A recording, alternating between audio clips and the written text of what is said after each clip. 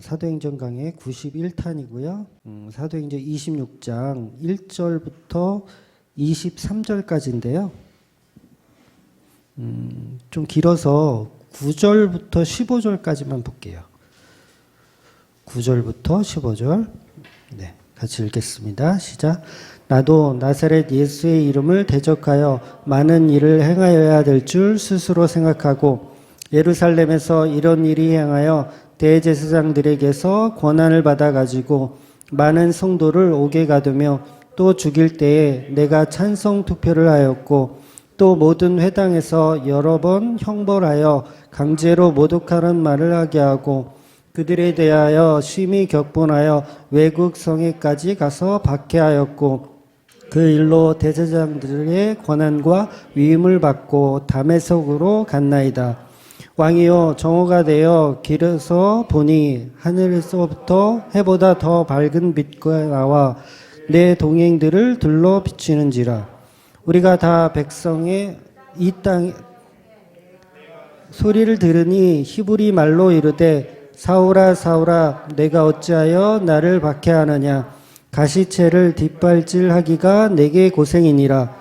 내가 대답하되 주님 누구시니까? 주께서 이르시되 나는 내가 박해하는 예수라. 아멘. 네, 오늘 본문 말씀은 사도행전에만 벌써 한 3번째가 나오는 말씀이에요. 그러니까 사도 바울이 예수님 만났을 때의 당시를 이렇게 회심했던 그 당시를 이렇게 간증하는 내용이죠. 그런데 사도행전 9장에서도 우리가 이 내용을 봤었고요. 22장에서도 봤었습니다. 그리고 오늘 이 26장에서도 또 동일한 말씀이 또 이렇게 간증하는 내용이 또 나옵니다. 성경은 왜 이렇게 같은 이야기를 계속 반복적으로 이야기하고 있을까? 그러니까 이 사도 바울의 전도 내용을 굳이 3번이나 기록할 필요는 없잖아요. 그냥 한 번이면 충분할 것 같은데, 그런데 불필요한 것 같은 이 내용을 사도행전은 벌써 3번이나 기록하고 있다는 겁니다. 그만큼 이 내용이 중요하다는 얘기겠죠. 중요하지 않으면 3번이나 말할 필요가 없는 겁니다. 즉 무슨 말이냐면 사도행전의 전체가 이 바울의 복음, 이 바울이 지금 간증하고 있는 내용을 결론으로 담고 있더라는 거죠. 그 말씀을 우리가 꼭 기억하실 필요가 있더라는 겁니다. 결국 우리가 복음을 이해하고 누군가에게 복음을 전할 때 이 바울이 했던 이 간증, 이 내용을 토대로 해서 복음을 전해야 된다는 거죠. 결국 나사렛에서 태어나서 강도처럼 누명을 받아서 십자가에 살해당한 그 예수님이 결국은 메시아였다라는 얘기. 그분이 결국 여호와 하나님이었다라는 얘기를 사도 바울이 하고 있더라는 거죠. 그 예수님이 빛이시고 그 예수님이 창조주 하나님인데 그분이 인간의 몸을 입고 이 땅에 오셨다라는 거죠. 그래서 이 땅에 죄인 중에 괴수인 나를 찾아오셔서 나를 사랑해 주시고 나를 이렇게 아내로 삼아 주셨다. 그 이야기를 사도 바울은 계속하고 있는 거예요. 사도 바울이 이 간증의 내용을 3번만 했을까요? 실제로 3번만 했을까요? 저는 한 100번도 더 했을 거라고 생각해요. 성경이 기록한 것만 3번이지 바울은 가는 곳마다 이 간증, 특히 유대인들을 만났을 때는 꼭 이 얘기를 했을 거라고 저는 생각합니다. 그러니까 이게 우리가 이 말씀이 얼마나 중요한 대목인지를 우리가 알아야 된다는 거죠. 근데 이 얘기 자체가 정말 말도 안 되는 이야기입니다.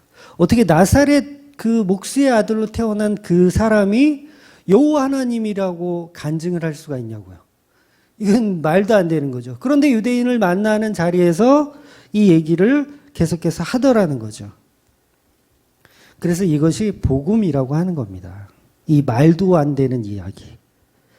저와 여러분이 교회라면 지금 이 시간 대한민국의 정말 5만 교회, 6만 교회가 이 11시 예배를 드리고 있잖아요. 그럼 뭘 전하고 나눠야 되냐면 이 본문에서 말하는 바울이 경험했던 그 예수를 함께 나누는 거예요. 말씀으로도 선포하고 교제 가운데서도 그 예수에 대해서 우리가 같이 나누는 거죠. 그래서 예수 그리스도의 주되심을 높여드리고 그 십자가로 인간이 지은 죄를 도말하셨다. 빛으로 우리에게 오셨다. 이것을 선포하는 게 교회의 모습이고 저와 여러분이 해야 하는 복음의 방향성이라는 거죠. 그래서 우리가 듣는 이 바른 복음은 사실 특별한 게 없습니다. 특별한 게 없어요. 그냥 사도 바울이 했던 오늘 본문의 내용을 함께 그냥 나누는 게 바른 복음이에요.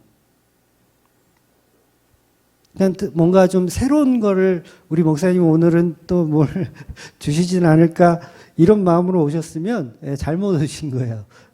다른 거 없습니다. 바울은 오늘도 동일한 이야기로 간증하고 있다라는 거죠. 그런데 그 동일한 이야기 속에 우리는 은혜가 되더라는 거예요.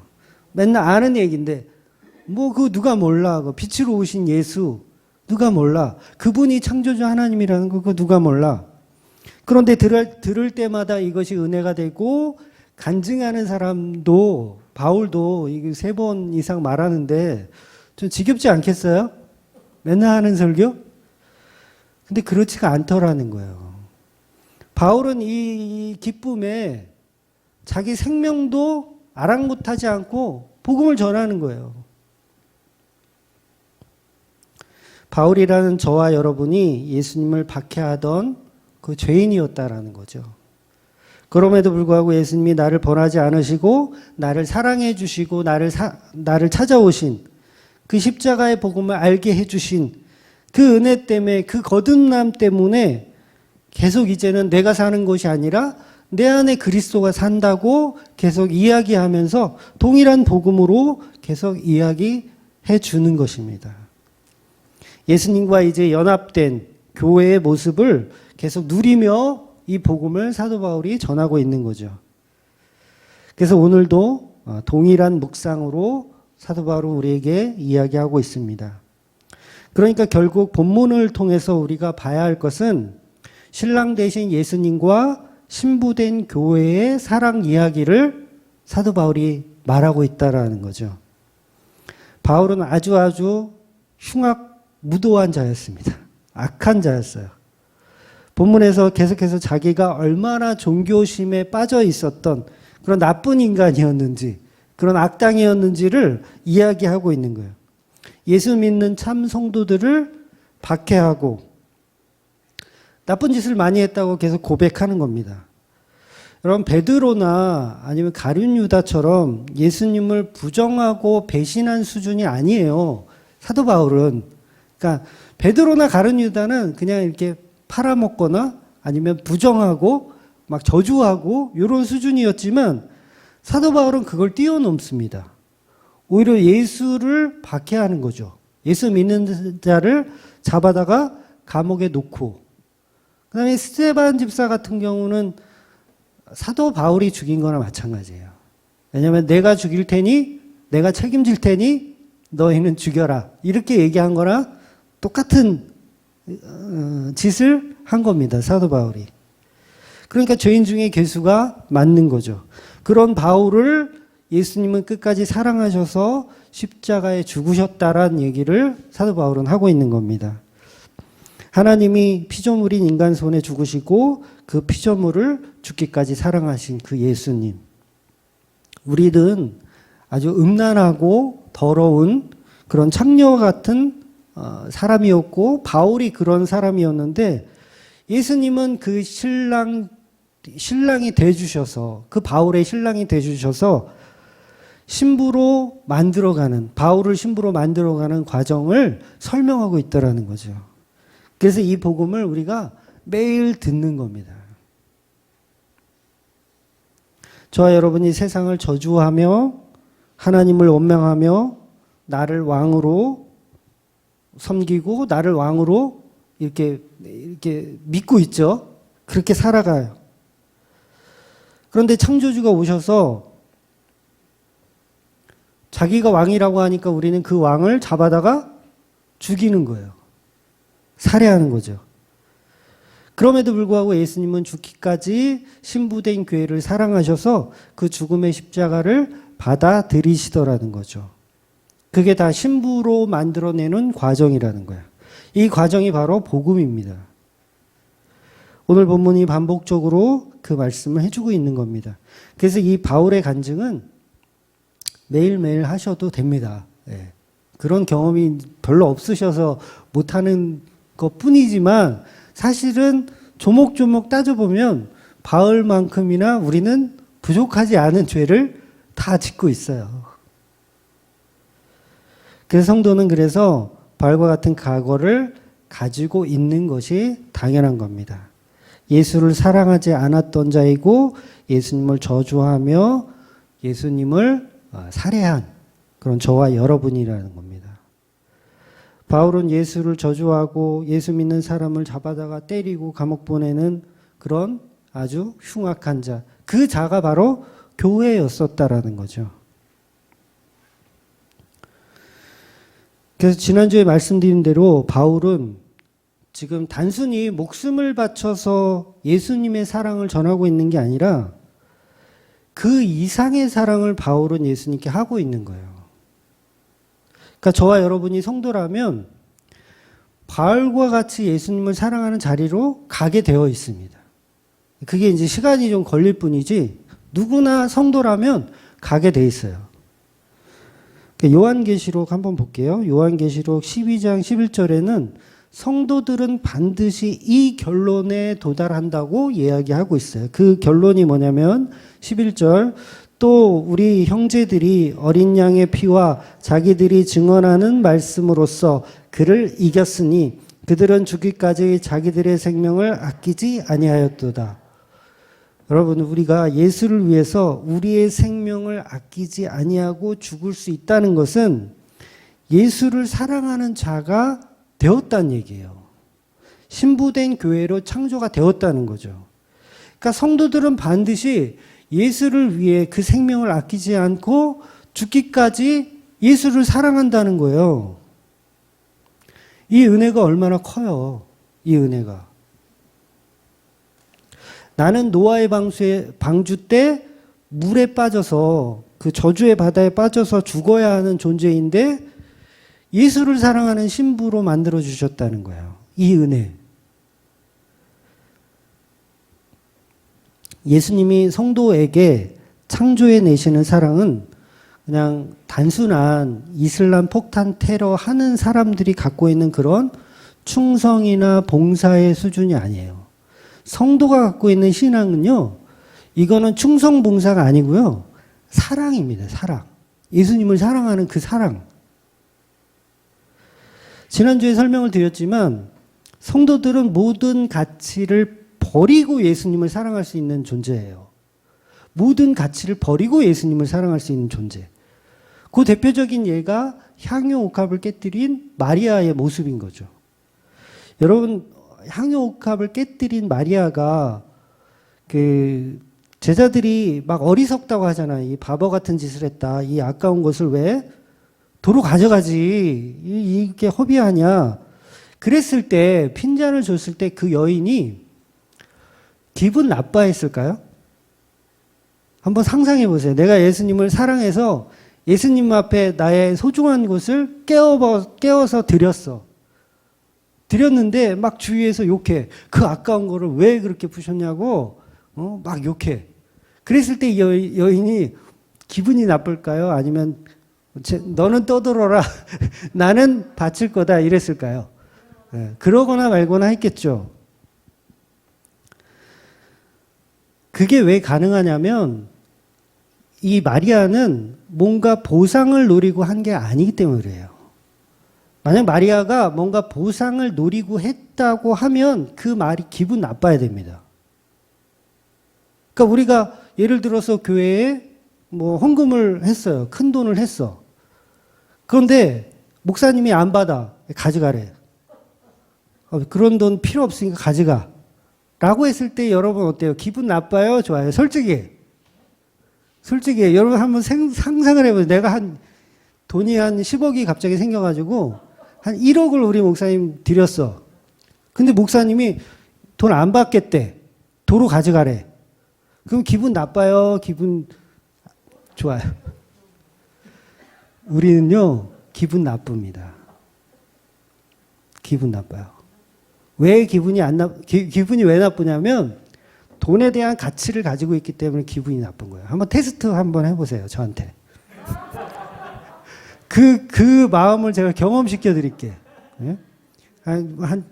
돈 1,000만 원 갖고는 하지 마시고, 그건 제가 덥석 가져요. 한 1억 이상을, 예, 이렇게 막 준다고 해요. 개인적으로, 교회 내는 거 말고, 개인적으로. 근데 제가 안 받아. 그랬을 때 우리는 기분 나빠한다는 거죠. 왜냐하면, 그거에 대한 가치를 우리가 부여했기 때문에 그래요. 그런데 기분이 하나도 안 나빠. 목사님 가져가라 그랬는데 그냥 가져왔는데, 아, 우리 목사님 돈이 많으신가 보다. 이렇게 그냥 넘어가면 그 사람은 뭐예요? 거기에 별로 가치를 안 뒀기 때문에 기분이 안 나쁜 거예요. 마리아가 옷값을 깨뜨리면서, 예수님 앞에 깨뜨리면서 이게 한 2천만 원짜리인데 요거 탁 깨면은 한 30배, 60배, 100배로 돌아오겠지라는 마음에서 향유 옷값을 드렸으면 기분 나쁜 거예요. 안 받으면. 이걸 받아야 내가 30배, 60배를 챙기는데 안 받겠다고 하니까 그 곤란해질 거잖아요. 그럼 기분이 나쁠 수밖에 없죠. 그런데 이 마리아는 절대 제자들의 손가락질에 기분 나빠하지 않습니다. 이 마리아의 행동을 바로 예배라고 하는 거예요. 예배. 요걸 사랑이라고 한다고요. 그러니까 한 예로 지난주에 우리가 추수감사절이었어요. 한국교회가 다 추수감사절로 지키는. 저희 교회는 뭐 그런 거 별로 신경 안 쓰니까 추수감사절이었는지도 모르시는 분이 아마 있을 거예요. 많은 교회들은 저도 SNS에 다른 교회 목사님들을 이렇게 보거든요. 그러면 이제 사진을 찍어가지고 이제 막 자랑하는 거예요. 강대상에 배추, 호박, 막 이렇게 주렁주렁 하여튼간 파, 대파, 긴 거, 막 이렇게 주렁주렁 놓고, 그걸 이제 예쁘게 사진을 찍어서 SNS에 올리는 목사님들이 꽤 많이 있어요. 강대상 앞에 이제 잔뜩 올려놓고, 이제 하나님께 감사의 뜻을 전하는 거죠. 근데 담임 목사가 막 성도들이 그런 걸 갖고 와서 막 여기 장식을 하는 거예요, 여러분이. 막 장식을 하고 있어요. 근데 담임 목사가 그걸 딱 보더니, 이 지금 뭐 하는 짓이냐고. 당장 치워버리라고.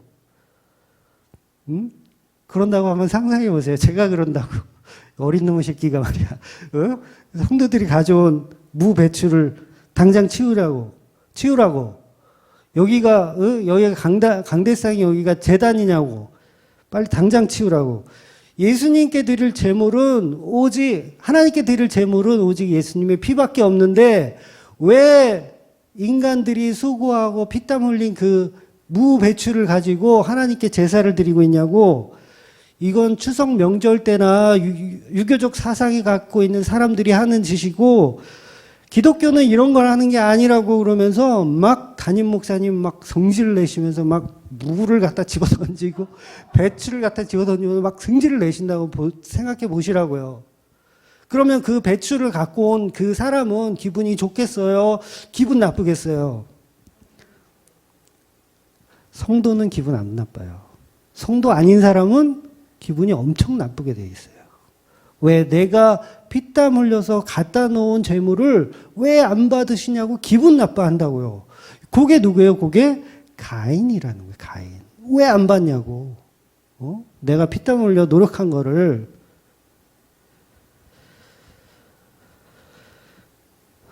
예수님께서 십자가에 죽으시면서 모든 인간의 재물이 되셨습니다. 더 이상 우리는 그 재물이 필요 없죠.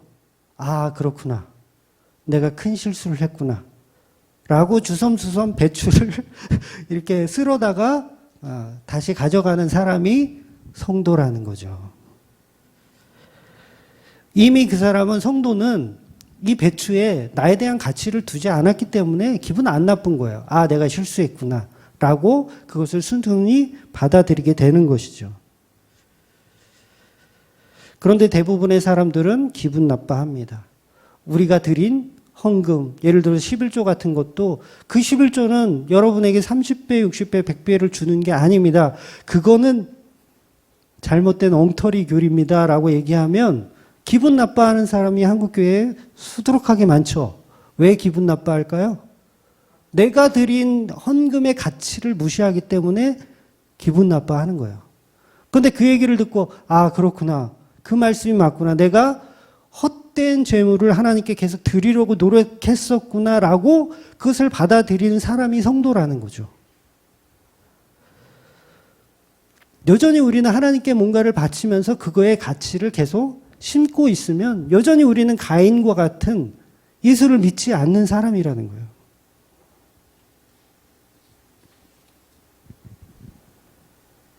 내가 바친 재물을 받지 않으면 기분 나쁜 것. 담임 목사 지가 뭔데? 왜 내가 바친 배추를 막 패대기를 쳐? 그러니까 우리가 뭘 좀 하나님께 드리고 나서 보상을 노리잖아요, 자꾸. 그게 다 가짜라는 거예요. 우리가 한국 사람들이 추석에 제사 왜 지냅니까? 추석에 제사? 설날에도 제사 지내는데 저도 어릴 때 이제 저희 아버지가 이제 둘째시거든요. 그래서 항상 이제 할아버지 할머니는 일찍 돌아가셔서 안 계셔서 설날이나 추석이 되면 큰 집에 갔었어요. 큰 집에 가서 거기서 이제 제사를 드립니다. 뭐 술도 이렇게 돌리고요. 그 다음에 밥에다가 숟가락도 이렇게 꽂고 뭐 설날에는 떡국을 올리기도 하고 추석에는 송편을 올리기도 하고 뭐 홍동백서 해가지고 지방도 이렇게 써가지고 앞에 딱 올려놓고 그리고 절해요. 술 한 번 따르고 절 두 번인가요? 두 번 하고 또 술 따르는 것도 또 큰아버지 하시고 작은아버지 하시고 막 이렇게 돌아가면서 할 때마다 또 절을 해. 과연 그런 일들을 추석에 우리가 차례 지내는 걸 왜 하는 걸까? 물론 효의 개념도 있죠.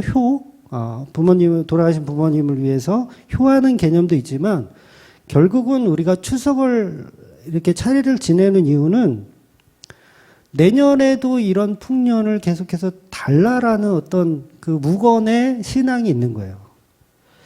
그러니까 풍년을 지켜주신 조상님께 감사드리면서 감사해야 또 내년에도 또 이렇게 풍성하게 우리가 먹고 마실 수 있지 않습니까? 라는 마음에서 차례를 드리더라는 거죠. 그런데 성경에 나오는 하나님이 겨우 인간들의 풍요나 다산을 위해서 존재하는 분이실까라는 거예요.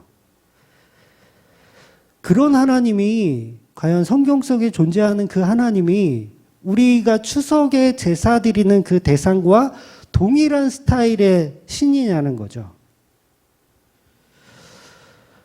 그건 무속적인 겁니다. 우리 기독교는 절대 인간의 풍요나 다산을 주시는 그런 하나님의 개념이 아닌 거예요. 오후에 제가 절기에 대해서 조금 설명을 드릴 거거든요.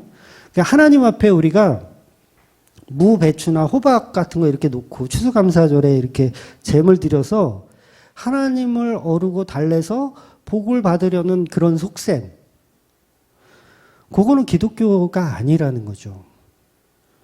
기독교는 풍요와 다산, 어떤 감사의 종교도 아니에요. 잘 이해하셔야 돼요. 어떤 감사의 종교. 우리가 이 풍년이 됐어. 풍년이 돼가지고 이걸 하나님께 감사해야 하는 그런 종교가 아니라고요. 그거는 구약에서 비유적으로 설명한 내용이지 그게 본질은 아니라는 거예요. 풍요에 대한 감사가 기독교의 본질이라면 예수님께서 부자 청년이 찾아왔을 때 그렇게 얘기하시면 안 되는 거예요. 부자 청년이 찾아왔어요. 그럼 어떻게 해야 되죠? 너가 부자가 된 것은 하나님의 은혜야. 그러니까 하나님께 감사해 라고 얘기해야 이게 맞죠? 기독교가 풍요의 종교라면. 근데 예수님은 그렇게 얘기하지 않으시더라는 거예요. 네가 부자 된 건 하나님의 은혜야 라고 얘기해야 뭔가 말이 앞뒤가 맞는 것 같은데 하나님의 은혜니까 너가 가진 그 재물을 성전에 갖다 바쳐.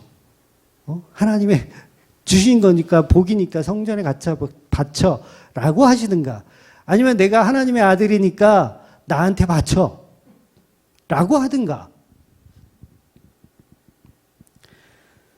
그런데 예수님은 가난한 사람들에게 너의 재산을 다 나누어 주고 따르라는 거예요. 그러니까 한마디로 가난한 사람 주라는 얘기는 너가 가진 재산을 버리라는 얘기예요. 버리라는 얘기입니다. 그게 연보의 개념이잖아요. 버리라. 버리는 돈. 근데 한국 기독교가 하나님을 풍요와 다산의 신으로 어떻게 해요? 만들어 놨어요, 지금. 굉장히 심각한 겁니다.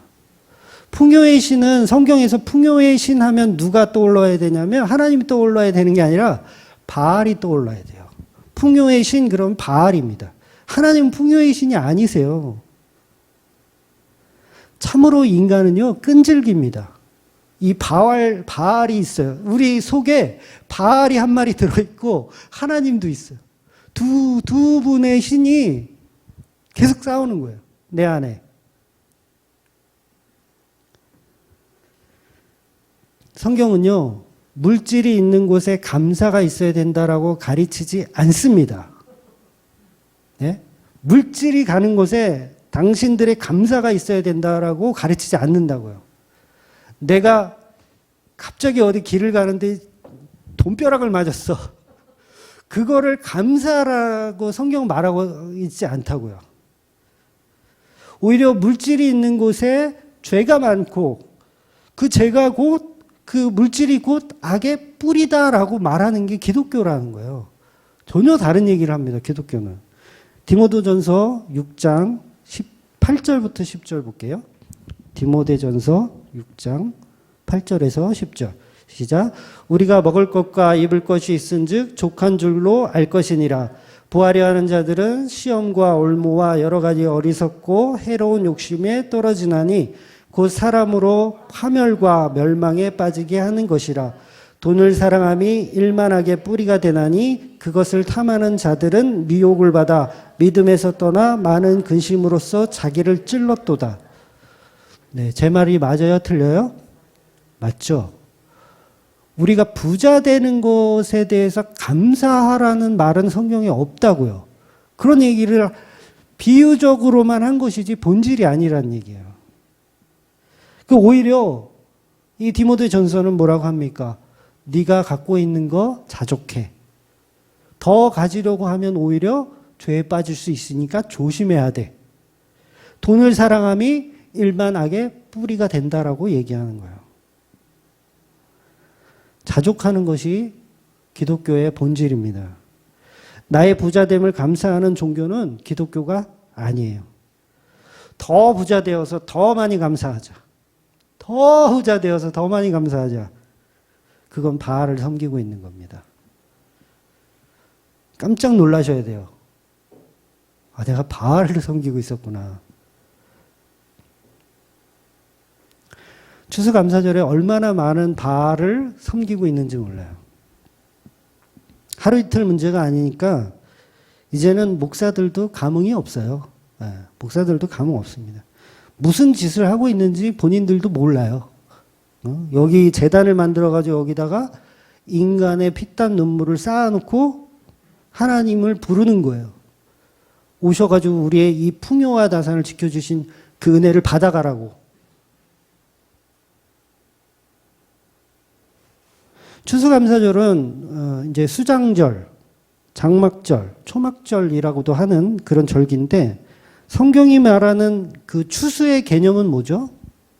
추수의 개념은 쌀, 보리 이 추수의 개념인가요? 성경이 말하는 추수의 개념은 영혼의 구원입니다. 영혼의 구원. 그러니까 추수감사절을 지키려면 뭐 이 절기를 지키고 안 지키고 그건 중요하지 않아요. 지켜도 돼요. 지켜도 아무 문제 없어요. 다만 그것을 지키되 예수 그리스도의 십자가의 영원 구원의 추수의 의미로 지키면 아무 문제 없어요. 근데 그게 안 되잖아요. 무 배추를 왜 뽑아다가 여기다 올려놓는 거예요 도대체? 응? 성경 그런 얘기하는 게 아닌데. 그러니까 6월절 십자가로 죽으시고 7.7절 오순절로 성령이 임하시고 초막절, 추수감사절, 복음으로 유다와 사마리아와 땅끝까지 복음이 전해지는 그 이야기들을 성경에서 구약에서 비유로 절기를 통해서 우리에게 설명하고 있는데 그걸 못 알아듣는 거죠. 왜? 바알을 섬기고 있으니까. 내가 깨뜨린 향유 옥합에 가치를 부여하고 싶으니까 못 알아듣는 거예요. 계속. 여러분, 감사하지 말라는 얘기가 아니에요. 우리가 살아감에 있어서 밥을 주시고 공기를 주시고 햇빛을 주신 것에 감사하지 말라는 얘기가 아닙니다. 그건요, 초등학교 도덕 시간에 다 배우잖아요. 그 감사는. 근데 그 얘기를 굳이 성경에서 이야기할 필요가 있을까요? 십자가에 대한 복음을 이야기하기에도 성경은 부족합니다. 시간이. 예수님께서 십자가에 하늘의 영광과 모든 것을 포기하고 죽으신 것처럼 우리 성도들도 그래서 그 예수의 본질을 바로 알고 감사의 본질이 뭔지를 바로 알고 우리가 감사할 게 뭡니까? 예수님의 십자가죠. 그거 말고 우리가 감사할 게 뭐 있어요? 그까지 배추 열린 게 그게 뭘 감사해요? 남들 다 열리는 거. 응? 예수님이 자기를 부인하시고 죽기까지 십자가에 순종하신 그 사랑, 그 십자가를 우리는 감사해야 되는 거죠. 한 영혼이라도 추수되는 것을 감사해야 하는 거지. 우리는 너무 잘못된 신앙관으로 살아오고 있다라는 거죠. 우리 기독교인들이 이 십자가 없는 사랑을 말하고 신앙하면 그래서 100% 황금송아지 섬기는 거예요. 바알을 섬기고 있는 겁니다. 그 어떤 종교적 열심과 그 다음에 구제, 봉사하면서 남을 섬기며 사랑해도 무배추를 아무리 쌓아놓고 하나님께 감사해도 결국 십자가를 놓치면 우리는 다 가짜라는 거예요. 지금 다른 교회 얘기하는 게 아니에요, 여러분. 우리는 그런 거 안 하지. 왜 이게 아니라 우리 안에 이미 그런 잘못된 신앙관들이 있다라는 거예요. 그거 정말 뽑아내기 힘들어요. 정말 얼마나 이 말을 잘들 하시는지. 물론 우리 교인들은 안 그래요. 주중에 이제 제가 뭐 이렇게 전화 받고 그러면 참 말을 잘하세요. 그러니까 예수님과 성도를 하나의 사랑으로 묶는 유일한 길. 이게 십자가니까 우리는 십자가를 계속해서 묵상하고 배워야 된다는 거죠. 신랑 예수, 신부 교회, 십자가를 통해서 하나가 되는 것. 그런데 우리가 생각하는 은혜의 수준은 예수님이 우리를 구원해 주신 그 사랑을 어떤 보상적 개념으로 자꾸 생각한다는 거예요. 그걸 자꾸 만들어 버리는 거예요. 예수님이 나를 구원해 주셨으니 나는 무배추를 뽑아다가 예수님께 바쳐야 되는 그런 거. 근데 우리가 예수님을 사랑해야 된다는 거예요. 사랑해야 된다는 거.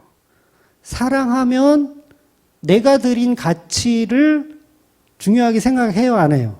안 해요. 전혀 아깝지 않은 거예요. 그러니까 우리는 단순히 그냥 내 생명 구원해 주신 거에 대한 감사, 그 수준이 아니에요. 그걸 뛰어넘는 게 성도라는 거예요. 예수를 값없이 사랑하게 된 그 성도. 그 모습이 바로 옥합을 깨뜨린 그 여인이라는 거예요. 그래서 신앙생활을 어떤 보상적 개념으로 하시는 분들이 꽤 많은데 전부 종교생활 열심히 하시는 겁니다.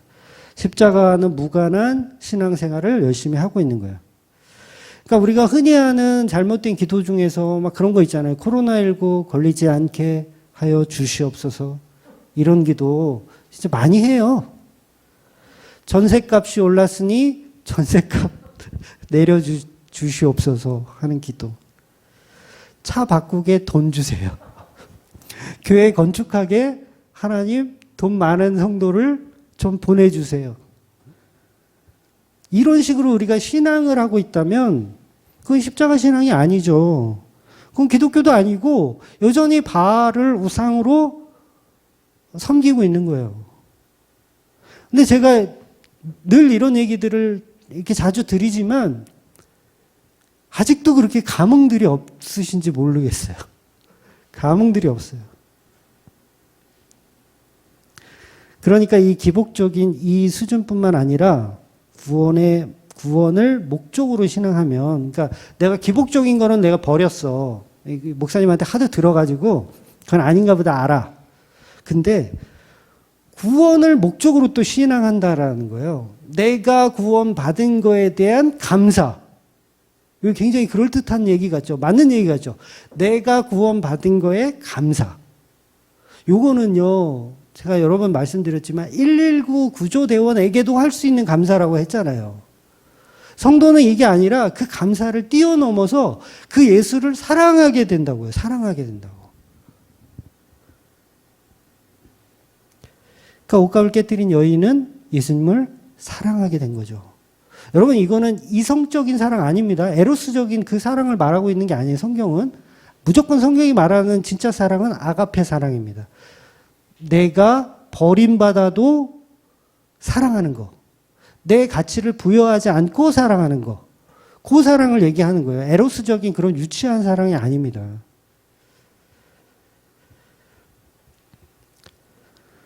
그래서 구원을 성취하자. 알미니안주의에서 구원을 성취하자. 행함이 없는 믿음은 죽은 믿음이니까 우리의 믿음을 증명해내자. 이런 거. 야고보는 그런 의미에서 이 행함이 없는 믿음은 죽은 믿음이라고 말한 게 아니거든요. 하나님은 우리의 마음과 생각을 아십니까? 모릅니까? 우리의 마음과 생각, 저놈이 무슨 생각을 품고 있는지, 어떤 마음으로 배추를 갖고서 제단에 드렸는지 그 마음을 모르냐고요, 하나님이. 알아요. 그 얘기는 지금 뭐예요? 우리가 하는 행위로 의롭다 여김을 받을 수 있다 없다? 없는 거예요. 왜냐하면 그 마음의 중심을 이미 알고 계시기 때문에 네가 무슨 생쇼를 하든 하나님은 네 마음의 중심을 이미 보시기 때문에 소용이 없는 거예요. 근데 어떻게 행위로 하나님을 감동시킬 수가 있어요. 그 말이 안 되는 거죠. 그러면 하나님의 전지전능을 일단은 보류시켜야 되는 거예요. 하나님이 어떻게 알겠어? 내 속을 나도 모르겠는데. 그렇게 돼야 되는 거잖아요. 근데 하나님은 다 아시더라는 거예요.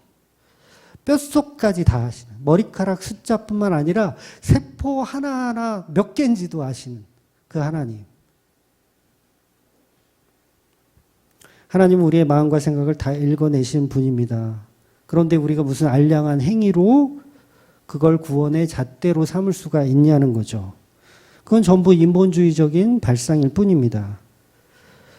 우리가 어떤 행위를 내놓든 예수님은 다 아시더라는 거죠. 요놈의 생각, 어떤 의도로 했는지 다 아시다는 거예요.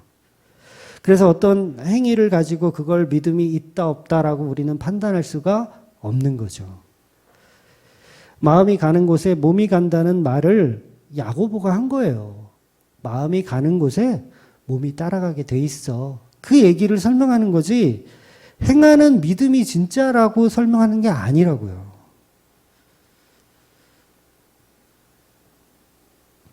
예를 들어서 손발이 없으신 그런 장애인 분들은 봉사 같은 거 못 하시잖아요. 다른 식으로는 하시겠지만 청소나 이런 봉사 못 하시잖아요.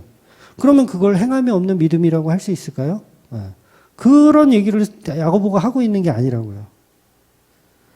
그러니까 그 어떤 행위로 판단을 받으려고 하는 게 바로 바리새인들이잖아요. 행위가 있어야 구원을 받았다라고 인정받는 거죠. 그런 인간들이 100이면 100 하나님을 위한다고 하면서 저를 위해서 신앙생활을 하는 거예요. 자기를 위해서. 그러니까 기분 나쁜 거죠. 내가 봉사해놓고 목사님이 하지 마! 그랬더니 기분 나쁜 거예요. 전사님 앞으로 주일학교 인도하지 마세요. 그럼 뭐예요? 기분 나빠. 그러면 어떻게 된 거예요? 회개해야지 저도 마찬가지예요. 당신 설교하지 마. 설교가 완전히 개판됐어. 지 자랑만 하고 하지 마. 라고 했을 때 기분 나쁘면 뭐예요? 나를 섬기고 있던 거예요. 나를 섬기고.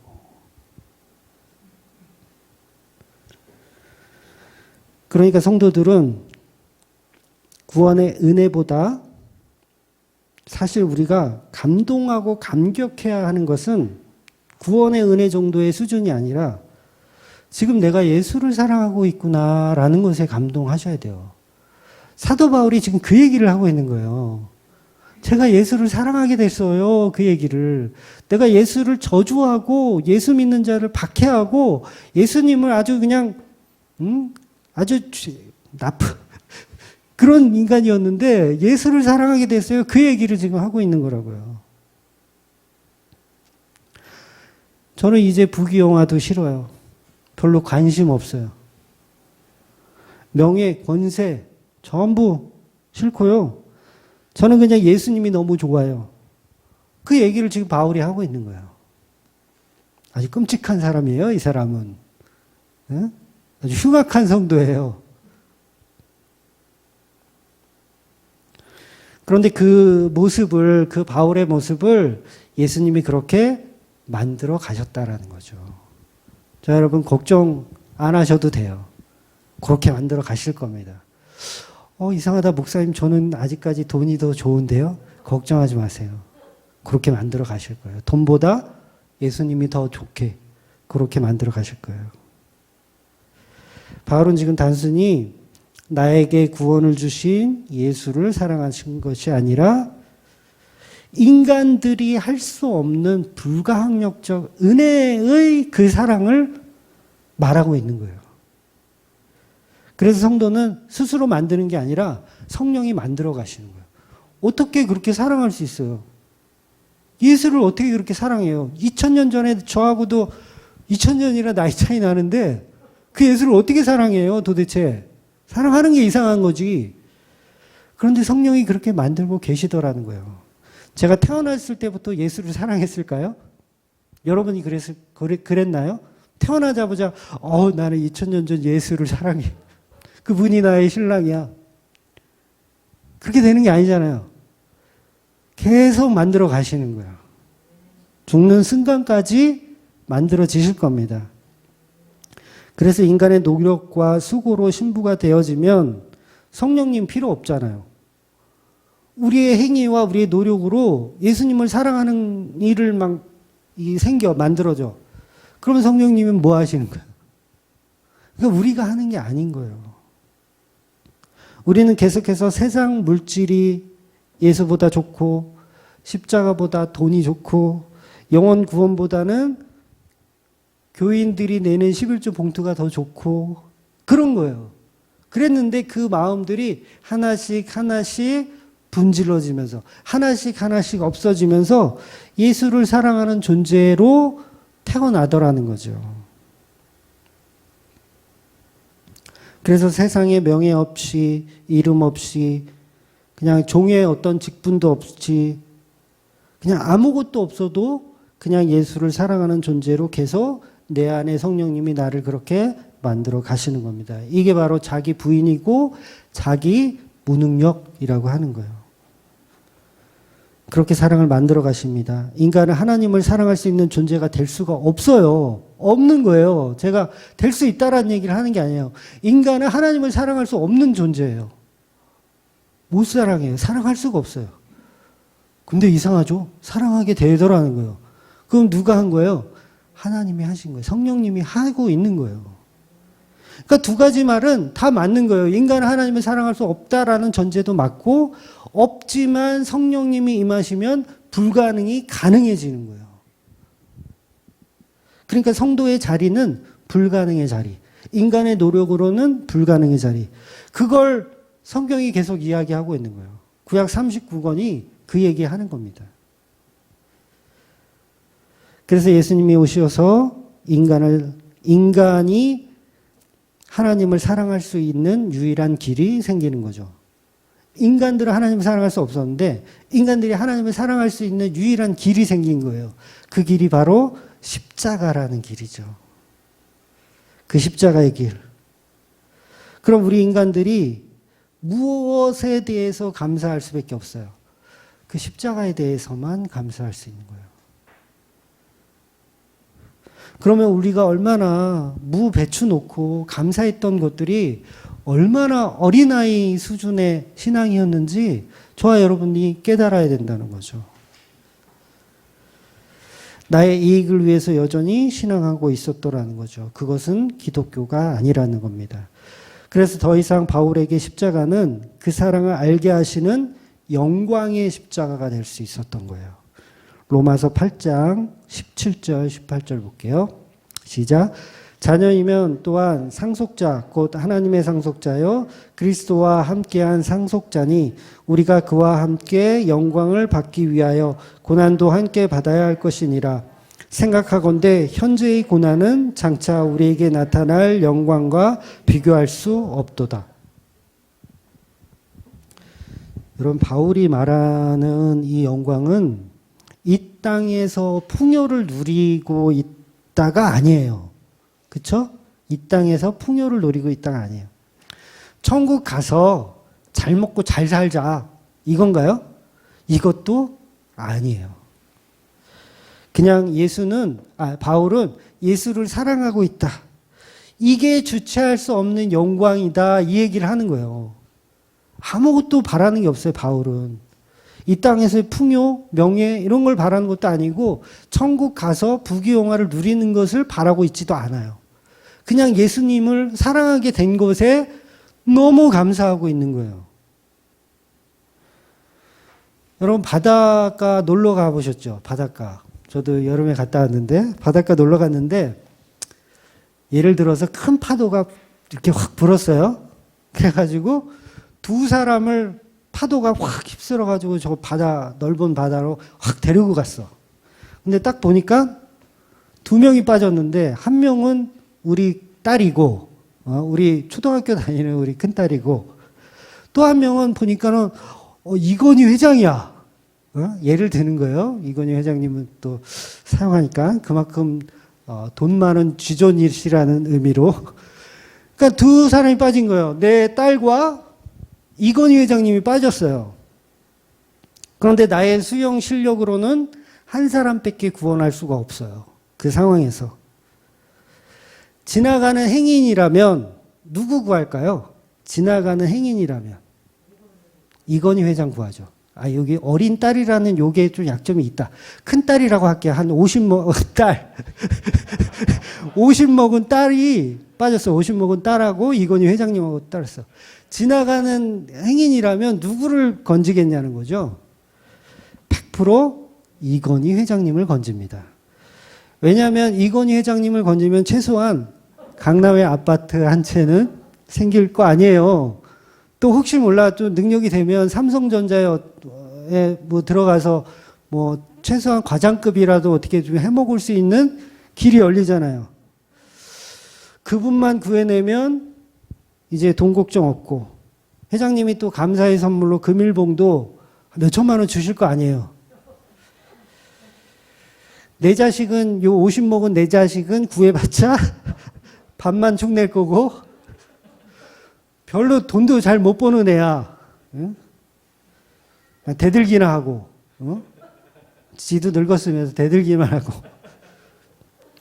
그런데 누굴 구하냐는 거죠. 내가 부모라면 당연히 이건희 회장님이 아니라 이건희 회장님은 보이지도 않아요. 내 사랑하는 내 딸만 보이더라는 거예요. 그 아이를 구하게 돼 있어요. 왜 그렇죠? 사랑하기 때문에. 사랑하기 때문에. 이게 바로 사랑의 역설이라는 거예요. 예수님은 우리에게 그 말씀을 하고 계신 거예요. 내 사랑하는 신부, 내 사랑하는 교회여 들으라. 그 얘기를 하고 있는 거예요. 시편 31편 23절 볼게요. 시작. 너희 모든 성도들아 여호와를 사랑하라. 여호와께서 신실한 자를 보호하시고 교만하게 행하는 자에게 엄중히 갚으시느니라. 시편에서 단도직입적으로 여호와를 사랑하라 이렇게 나와요. 흔하지 않은 말씀이거든요. 여호와를 사랑하라. 이 말은 곧 성도들아 예수를 사랑하라 그 얘기예요. 예수님을 사랑해라. 어떤 분들은 제가 요새 사랑을 자꾸 강조하니까 이제 행위주의자 쪽으로 접어들으셨나? 이렇게 생각하시는 분들이 있어요. 그렇게 딴지 거시는 분이 있는데 여러분 바른 신앙의 최종 목적지는요. 신부가 신랑을 사랑하는 거예요. 예수님이 십자가 왜 짓고 돌아가셨는지 아세요? 내 사랑하는 신부가 나에게 사랑을 주기를 원하시는 거예요. 그게 창조의 질서입니다. 하나님은 사랑받기 위해서 이 땅을 창조하신 거예요. 그걸 이제 성경은 영광 받기 위한다라고 표현하는 거예요. 그 영광이 사랑이거든요. 피조물에게 사랑받고 싶은 존재. 성경에 대해서 너무 많이 아셔서 그래요. 저한테 딴지 거시는 분들은 성경에 대해서 너무 많이 알아서 그래요. 그러니까 죄인에만 머물러 있어야 된다고 생각하셔요. 참 그것도 하나의 과정이니까 어쩔 수 없지만 죄인에만 계속 머물러 있는 게 하나님의 영광인 줄 알아. 근데 아닙니다. 우리가 죄인에 머물러 있다라는 것이 십자가를 보는 것이고 그 십자가를 보고 나면 이제는 예수를 사랑하는 성도가 될 수밖에 없는 거예요. 그러니까 예수를 믿는다는 것은 우리가 죄 가운데 머물러 있는 것이 아니라 그 죄 속에서 십자가를 발견하고 그 십자가의 주인공인 신랑을 사랑하게 된다는 거죠. 그래서 우리가 죄인됨을 자기는 죄인이라 그러면서 막 너스레를 떨잖아요, 우리가. 바울이 어떻게 보면 바울도 지금 나 죄인이었다라는 걸 얘기하잖아요. 이게 지금 너스레를 떨고 있는 걸까요? 바울이?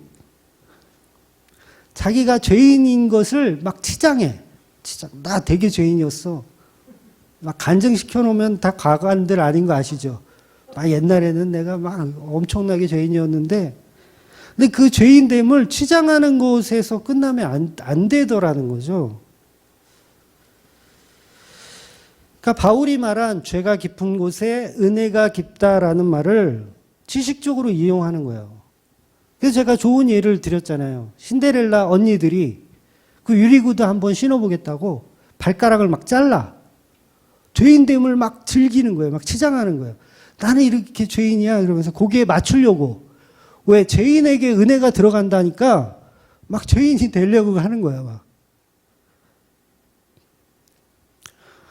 그런 신앙이 가짜예요. 예수님이 그런 그 인간들이 하는 개수작을 모를까요? 교만이란 뭐죠? 교만이란 예수님을 나의 신랑으로 사랑하지 않는 걸 교만이라고 하는 거예요. 사랑하지 않아, 자기는 예수를. 인간이 어떻게 하나님을 사랑할 수 있습니까? 저는 죄인입니다. 어떻게 사랑할 수 있습니까? 왜? 세리가 그렇게 기도했거든요. 저는 죄인입니다. 근데 거기서 끝나면 안 되는 거예요. 복음은 거기서 끝나서는 안 돼요.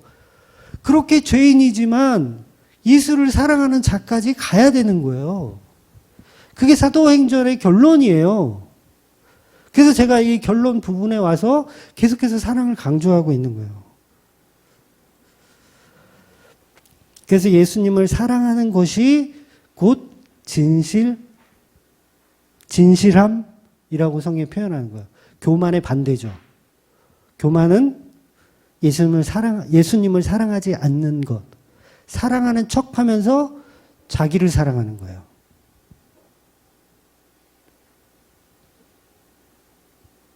교만은요, 다른 게 교만이 아닙니다.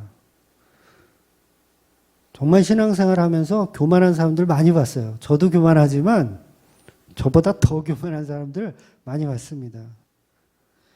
예수를 사랑하지 않고 자기 이익을 먼저 챙겨요. 그게 어떤 형태로든 보여집니다. 내가 누리는 뭐 구원이라든가 내가 목적하는 파라다이스라든가 전부 이거 예수를 사랑하지 않고 나를 목적으로 신앙하고 있는 거예요. 말로는 얼마나 겸손한지 몰라요. 사람들이, 기독교인들이 말로는 얼마나 겸손한지 몰라. 저도 겸손한 척 많이 하거든요.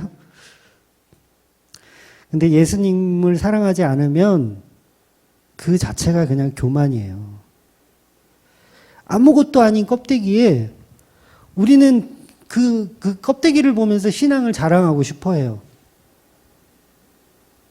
행위주의자들은 뭐 말할 것도 없고요. 은혜를 안다는 사람들도 사랑 없는 죄인됨을 계속 이야기하면 그건 또 영지주의적 이단이라고 하는 거예요. 그래서 교만한 사람들의 특징은 예수를 사랑하지 않습니다. 그래서 베드로가 교만했던 거예요. 이해가 되시죠? 베드로가 교만했던 거예요. 예수를 사랑하지 않았던 거예요. 바울 역시 교만했던 거고요. 예수를 사랑하지 않았던 거예요. 그런 교만했던 자들이 성령의 은혜를 받고 나서 베드로도 예수를 사랑하지 않은 교만한 자였는데 성령 받고 나서 변하잖아요. 바뀌었잖아요. 이제 예수를 사랑하는 자로 바뀌었잖아요. 그 전에는 정말 우정으로서의 사랑밖에 못하는 존재였는데 필레오의 사랑만 하는 존재였는데 이제는 내가 아가페 할 수 있겠다라는 거예요. 예수님을. 그게 무엇 때문에 가능해요? 성령 받았기 때문에 가능한 거예요. 그래서 예수를 사랑하지 않고 나를 사랑하는 것, 그게 가장 큰 교만입니다. 근데 나를 사랑한다는 거에는 여러 가지 의미가 또 들어있어요. 내 가족? 마찬가지예요. 내 가족, 내 나라, 내 교회. 이게 전부 교만한 거예요. 네? 교만한 게 뭔지 이해가 되세요? 성도는 나의 소속이 아니라 내 교회의 소속이 아니라 예수라는 가치에 소속되어 있는 사람이에요. 우린 예수님과 가족입니다. 예수님과 가족. 그러면 모든 사람이 예수를 통한 모든 사람이 사실 다 가족이에요. 내 자식과 내 부모만 구원받는 걸 목적으로 하면 그 또한 뭐예요? 교만한 거예요. 그 또한 교만한 거예요. 왜냐하면 그 가치를 또 내가 또 챙기고 있는 거니까. 내 사랑하는 자식 구원 안 시켜주면 우리 어때요? 기분 나쁘죠? 저도 기분 나쁠 것 같아요. 그게 뭐예요? 벌써 가치를 챙기고 있는 거예요. 나를 예배하고 있던 거예요. 그래서 성도는 예수님을 사랑하고 예수님도 성도를 사랑하는 겁니다. 그 성도를 예수님이 끝까지 책임지시는 거예요. 그래서 백만장자가 물에 빠져도 예수님은 백만장자를 구원하는 게 아니라 신부된 교회를 구원하시는 거예요. 왜? 사랑하기 때문에. 이게 바로 복음의 비밀이라고 하는 겁니다. 에베소서 5장 32절, 33절 시작. 이 비밀이 크도다. 나는 그리스도와 교회에 대하여 말하노라. 그러나 너희도 각각 자기 아내 사랑하기를 자신같이 하고 아내도 자기 남편을 존경하라. 그러니까 에베소서는 신랑 되신 예수님과 신부된 교회를 예를 들어서 설명하고 있는 내용이에요. 그러니까 에베소서 말씀은 부부관계나 가족관계에서 서로 사랑하라는 말처럼 들리지만 에베소서는 부부나 가족 간의 사랑을 결론으로 말하지 않습니다. 그러니까 비유적으로 설명하는 거예요. 그러니까 예수를 사랑하는 교회가 되어라라고 결론 주시는 거예요. 예수를 사랑하는 교회가 되어라. 그래서 에베소서 6장 24절 볼게요. 이게 에베소서 마지막 글자거든요. 에베소서 마지막 글자 6장 24절 시작. 우리 주 예수 그리스도를 변함없이 사랑하는 모든 자에게 은혜가 있을지어다 라고 결론 내는 거예요. 그러니까 부부관계를 열심히 말하다가 결론에 가서는 우리 주 예수 그리스도를 변함없이 사랑하는 성도들이 되십시오 이렇게 이야기하는 거예요. 근데 교회 안에서 예수를 너무 안 사랑해요, 우리가. 나만 사랑해. 다 각자 자기를 사랑해. 그러니까 아직도 멀었죠, 우리가. 그러니까 오늘도 이 말씀을 들으면서 내가 예수를 사랑하지 않는 교만한 자라는 것을 한 번 더 알고 회개하는 거예요. 그 자체가, 회개한다는 그 자체가 예수를 사랑하는 거죠. 우리가 얼마나 엉터리 신앙생활을 하고 있는지 말도 못합니다. 우리가 예수님을 믿을 때 마치 백만장자를 구원해내는 어떤 보상 정도의 신으로 섬기는 거예요. 그러니까 예수님께 뭔가를 노리고 신앙생활을 하잖아요. 전부 이게 가짜예요. 종교적인 열심. 추수감사절에 농사도 안 지으는 사람들이 뭐 그렇게 감사할 게 많아가지고, 응? 감사해야 될 것이 십자가밖에 없다니까. 진짜 성도는요, 미련하고 어리석은 이 십자가를 사랑하더라는 거예요. 밥만 축내는 그 미련하고 어리석은 애를 구원한다는 거죠. 이건희 회장님을 구원하지 않고. 바로 그게 사랑입니다. 복음은 사실 전부 다 연결이 돼 있어요. 뭐 성경 66권이 이렇게 쫙 연결되어 있는 것처럼 사실 십자가만 제대로 알면 부활은 자동적으로 따라옵니다. 따라와요. 믿음이 있으면 행함은 자동적으로 따라가게 돼 있어요. 죄를 알면 십자가가 보이고 십자가가 보이면 예수님을 사랑하게 돼요. 자동적으로 이게 복음이 다 이렇게 착착착착 연결이 됩니다. 그런데 죄인인 척하는 사람들, 그냥 지식으로 들었어. 목사님 말씀 듣고, 뭐 유튜브에서 듣고 막 들었어. 그래서 예수님을 사랑하는 척하는 사람들은 절대로 성경에서 완성하는 그 사랑을 해낼 수가 없어요.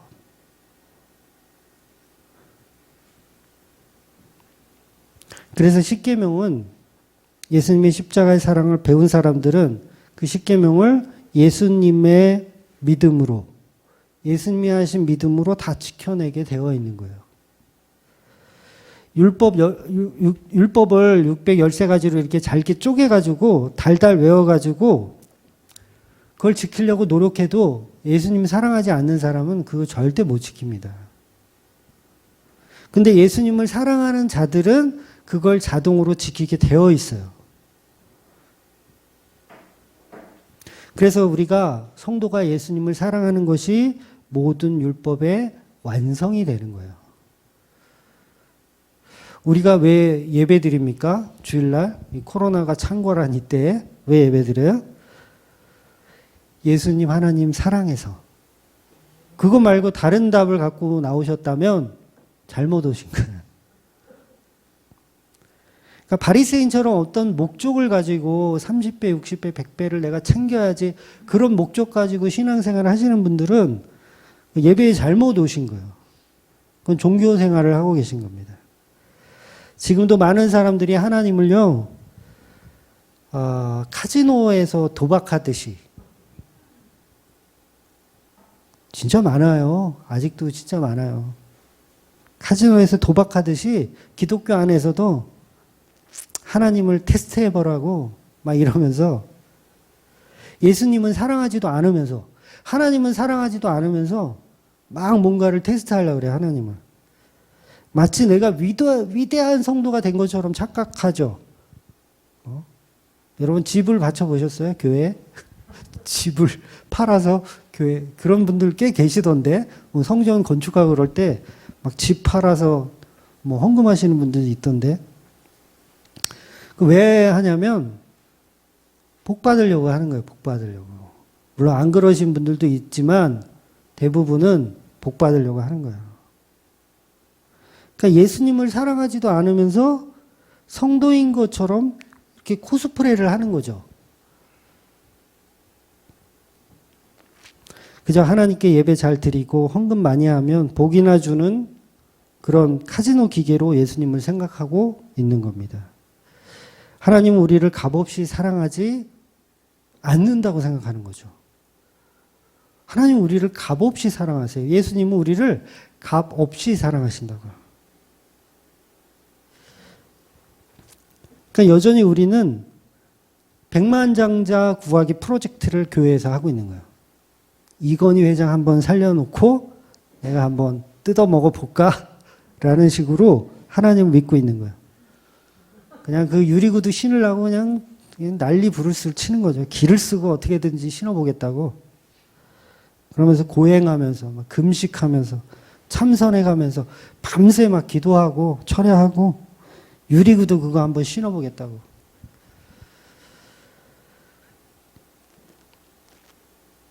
예수를 사랑하지 않으면요, 경건주의가 나와요. 안 사랑하니까 나오는 거예요. 경건주의가 왜 나와요? 예수를 사랑하지 않으니까 나오는 거예요.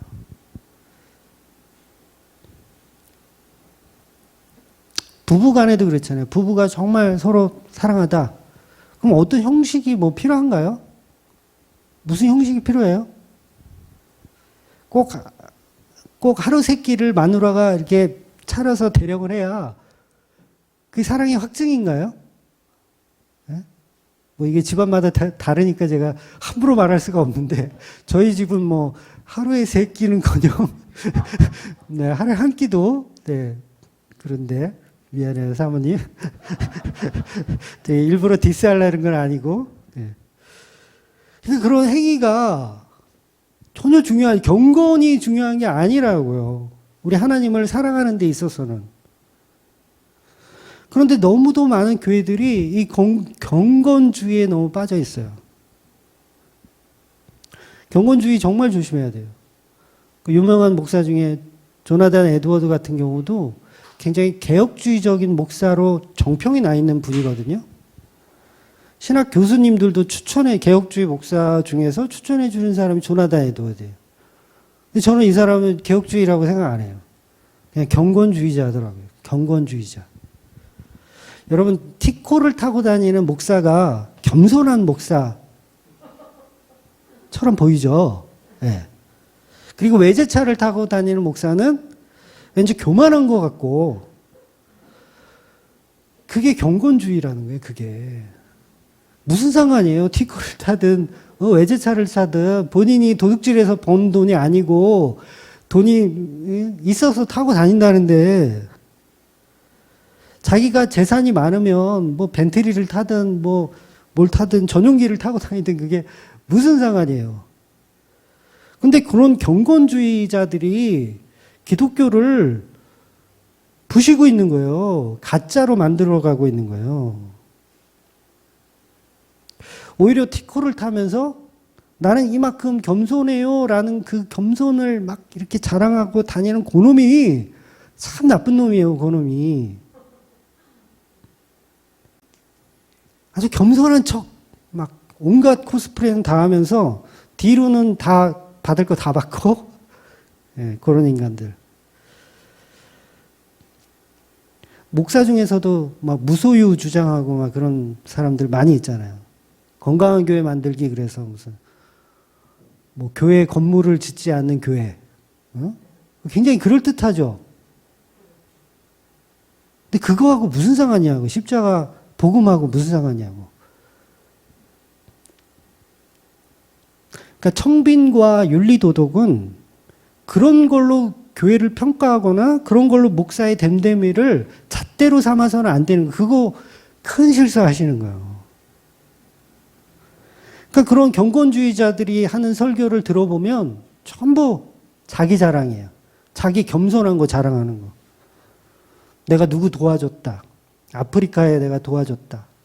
뭐 소년소녀 가장 도와줬다. 뭐 누구 재판했는데 뭐 내가 누명을 써주고 막 이렇게 해서 걔를 살려줬다. 결국 자기 자랑이에요. 예수님 안 사랑하는 거예요. 예수님을 사랑하는 척 코스프레 하는 거죠. 그러니까 윤리나 도덕으로 자기를 이렇게 계속 치장하는 거죠. 사랑하지 않으니까 그거라도 해야지 뭐 어떡하겠어요. 네? 지난주에 제가 혜민 스님을 깠는데 와 방송이 막 나오더라고요. 깜짝 놀라서 그럴 줄 알았으면 말을 하지 말았을 걸. 근데 그 혜민 스님은 바로 사과를 했더라고요. 자기 자숙한다고 사과하고 자숙한다고 이제 방송 안 한다고 이렇게 자숙하던데. 근데 기독교는요, 처음부터 그런 무소유하고 전혀 상관없는 종교예요. 부자가 천국에 못 간다는 말씀은 무소유나 청빈을 말하는 게 아니라고요. 네? 하나님을 사랑하고 예수를 사랑하라는 말이지 무소유나 청빈을 말하는 게 아니에요. 두 여자를 한꺼번에 사랑할 수 없잖아요. 네. 부부의 세계에서는 가능하더라고요. 사랑하는 게 죄야. 죄는 아니잖아. 이 드라마를 안 보셨군요. 사랑하는 게 죄는 아니잖아. 근데 성경은 그걸 죄라고 얘기한다고요. 부부의 세계에서는 부인이 있는데 다른 여자를 사랑하는 게 죄가 아니에요. 이 세상 살아가는 거에서는. 근데 성경은 그걸 죄라고 얘기한다고요. 그걸 음란하다고 얘기하고 그걸 간음한 여자라고 얘기를 한다고요. 그러니까 예수만 사랑해라. 돈을 사랑하지 말고 돈을 사랑하니 일만하게 뿌리가 된다라고 설명하는 거예요. 이게 이 말이 무소유나 청빈한 생활을 하라는 게 아니라 예수만을 사랑하라는 역설적인 이야기로 하는 거예요. 돈을 사랑하지 말라니까 돈을 아예 안 벌어. 기도원 가면 그런 인간들 많이 있었어요, 옛날에. 기도원에서 막 2달, 3달 거기서 먹고 자고 하면서 가장인데 새끼도 둘이 있고 마누라도 있는데 기도원에서 3개월째 여기서 기도만 하고 있어. 그런 인간들 많아요. 그런 얘기를 성경이 하고 있는 게 아니라고요. 부자 되지 말라니까 아예 그냥 돈을 안 벌고 있어. 열심히 돈 벌어서 부자 되세요. 전혀 상관없어요. 부자 되세요. 상관없어요. 도대체 부자가 얼마까지가 부자예요? 한 10억 있으면 부자인가요? 한 10억 있으면 강남에 이렇게 아파트 하나 사면 끝이죠? 아닌가요? 제가 강남에 안 살아봐서. 한 10억 있으면, 강남에 못 사나? 한 100억 있으면은 그래도 한 빌딩 하나는 사죠? 빌딩 하나 사고. 한 1000억 있다. 그러면 왜 유명한 화가들 있잖아요. 진품. 모조품 말고 진품. 진짜 옛날 화가들이 그린 그 그림 한 장이 1000억씩 하는 그림이 있더라고요. 실제로 1000억, 900억, 800억. 그러니까 1000억 있어봐야 그림 한 장 사면 끝이야. 부자 입장에서는 1000억. 그러니까 소용이 없는 거죠. 액수로는. 이미 저와 여러분은 부자라는 거예요. 그런 면에서. 그러니까 우리 성도는 예수님을 십자가로 사랑하느냐 안 하느냐, 그게 중요한 겁니다. 저와 여러분이 성도로 부르심을 받았다면 더 이상 나를 위해 예수님을 믿는 것이 아니라 예수님을 값없이 사랑하는 신부가 되는 겁니다. 그래서 나를 구원해 주신 예수님만 사랑하는 게 아니라 나를 구원해 주지 않아도 예수님을 사랑하게 되는 거, 그게 성도라는 거죠. 그래서 그거를 알아먹으라고 성경이 계속해서 예수님이 어떻게 인간을 사랑하시는지에 대한 내용을 계속 설명하고 있는 거예요. 그게 십자가로 이렇게 딱 합쳐지는 거죠. 십자가로. 죽기까지 사랑하신 그 십자가의 은혜. 이거를 인간에게 계속 설명해 주시는 거예요. 예수님이 인간을 먼저 사랑하셨고 인간도 그 사랑을 알고 예수님을 사랑하게 되는 과정. 그러니까 창녀 같은 저와 여러분이 사도 바울과 같은 죄인이 예수님의 사랑을 발견하고 이제 더 이상 나를 목적하지 않고 예수님을 사랑하는 자로 결론 나는 거. 요게 성경의 전체적인 스토리입니다. 요걸 그리스도의 연합이라고 하는 거예요. 물론 그 사랑에 대해서 요즘처럼 제가 이렇게 막 강조해서 이야기할 필요도 사실은 없어요. 예수를 사랑해라! 이런 얘기를 굳이 할 필요는 사실 없어요. 오늘은 이 결론이니까 요 몇 줄은 계속 하겠지만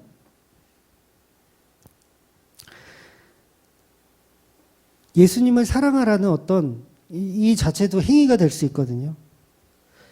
성도는 자동적으로 이 복음을 알게 되면 사랑하게 되더라는 거예요. 제가 그걸 말씀드리는 거예요.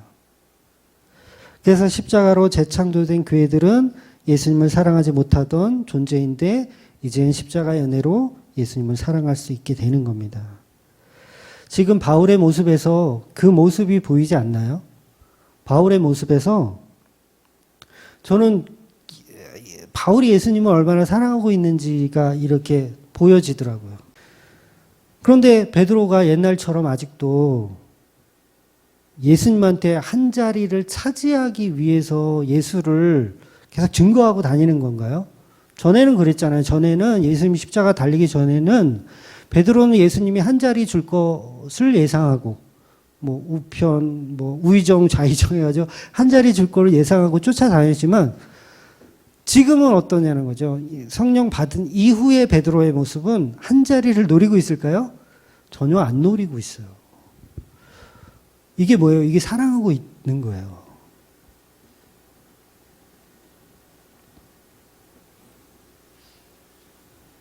그래서 우리가 다 이와 같은 죄인들이기 때문에 십자가가 필요한 겁니다. 그 십자가는 우리에게 사랑을 심어주게 하는 생명의 씨앗이고 그게 은혜입니다. 바울이 생각하는 은혜는 뭘까요? 바울이 생각하는 은혜. 자기 구원 받은 것, 이게 은혜일까요? 바울은 그걸 은혜라고 생각하지 않아요. 그보다 예수님을 사랑하게 된 것을 더 은혜로 생각하더라는 거예요. 저와 여러분도 마찬가지입니다. 예수님께서 나를 구원해 주셨으니 사랑하는 게 아니라 사랑하게 돼버린 거예요. 이유가 없는 사랑, 값 없는 사랑을 하게 되는 거예요. 내가 구원받는 것과 내가 예수를 사랑하게 된 것과 어떤 거 선택하실래요? 여러분에게 둘 중에 하나를 선택하라면 내가 구원받은 것과 내가 예수를 사랑하게 된 것과 둘 중에 하나를 선택하라면 예수님을 사랑하게 된 것을 선택하시는 분들이 성도라는 거예요. 저희 집사람을 만났을 때 전에도 한번 이 얘기를 드렸던 것 같은데 사석에서는 좀 말씀드렸는데 제가 굉장히 페인으로 살았어요. 굉장히 페인으로 살았어요. 그런데 집사람 만나고 나서 사람이 조금씩 바뀌기 시작했죠. 그래서 지금은 아빠 노릇도 하고 이제 사람 구실을 하죠. 그때는 사람 구실을 못 했었어요. 페인으로 그냥 살았죠.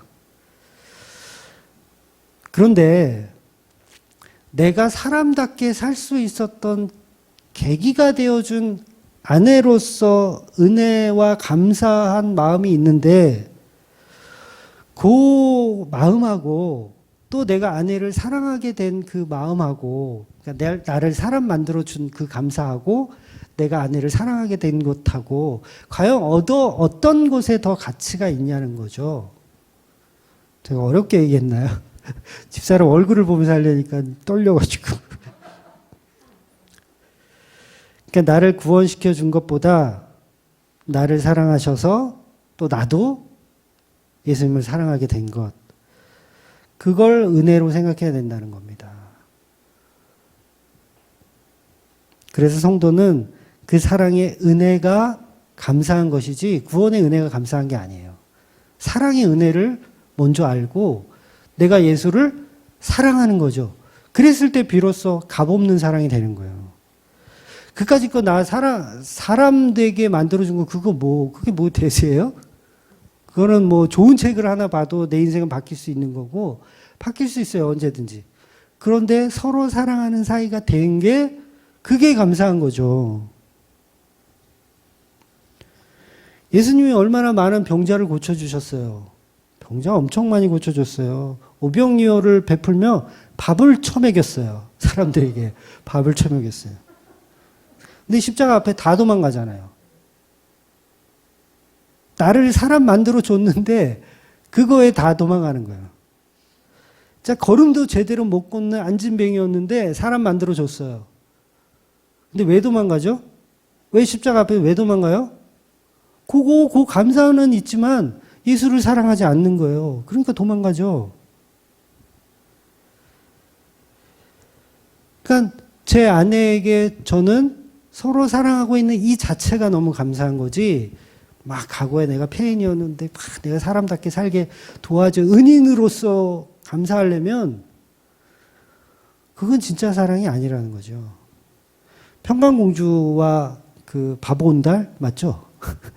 평강공주와 바보 온달. 근데 바보 온달이 나중에 좀 훌륭한 사람이 되잖아요. 그랬을 때 나를 훌륭하게 만들어준 그 아내를 계속 사랑하면 그런 식으로 사랑하면 될까요? 아니에요. 그냥 사랑해야 돼요. 그 마누라를. 그 마누라가 나를 사람 만들어줘서 사랑했다라는 조건이 있으면 언제라도 이 마누라가 나를 막 악처로 변해. 어느 날 밥도 안 해주고 막 그래. 그럼 어떻게 되는 거예요? 다시 그 관계는 깨어지는 거예요. 그런 사랑을 하지 말란 얘기예요. 제가 하고 싶은 말은 그냥 사랑하라는 거죠. 조건이 없는 사랑, 값 없는 사랑. 이게 불가능한 사랑인 거라는 거예요. 제 말은 인간들에게는 불가능한 사랑이다. 그러나 성령이 임하시면 그 불가능한 사랑을 할 수 있게 되더라. 오늘 왜 이렇게 어렵게 소리를.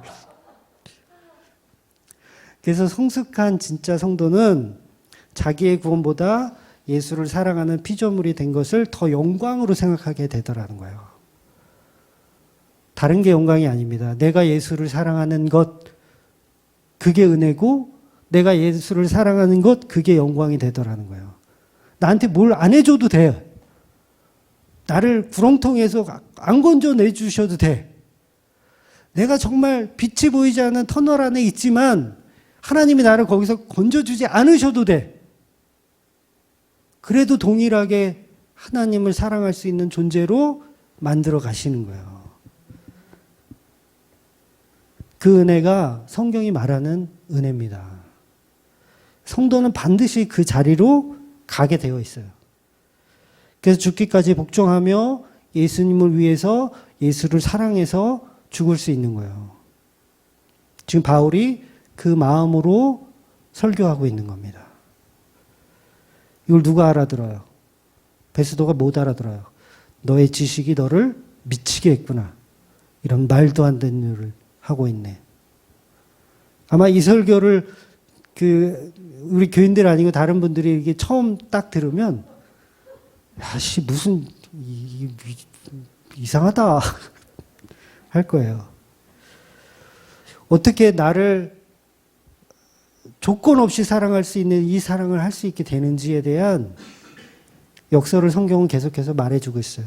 그래서 너 힘으로 안 돼. 성령 받아야 돼. 성령 받아야 돼. 이렇게 얘기하는 거예요. 그래서 구원도 우리가 어떤 행위를 통해서 얻는 게 아니라 은혜로 그냥 받는 거예요. 창조돼 버리는 거예요. 사랑하는 자로 창조돼 버린 거. 그래서 성도에게 예수님께서 십자가가 그만큼 중요하다고 말씀하시는 겁니다. 성도에게 십자가는 단순한 목숨 구원의 것이 아니에요.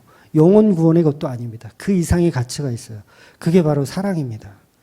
그 십자가로 예수님을 사랑하시고 또 사랑받는 저와 여러분이 되시기를 주의 이름으로 축원드리겠습니다. 기도하겠습니다.